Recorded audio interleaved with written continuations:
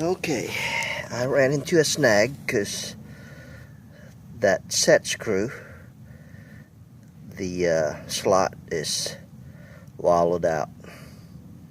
So I'm going to have to drill that out or just leave it and try to clean this pulley while it's attached to the motor.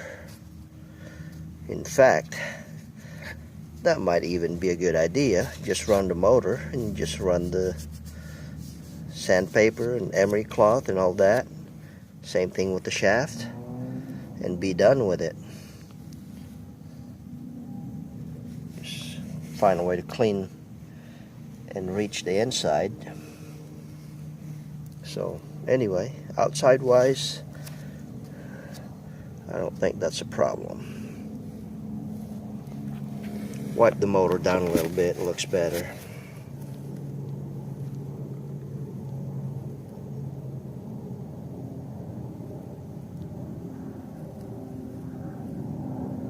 I think you can read the specs. Alright, I'm gonna put it away for now. That's it for the day. That was a teardown. I've got a drywall to fix tomorrow.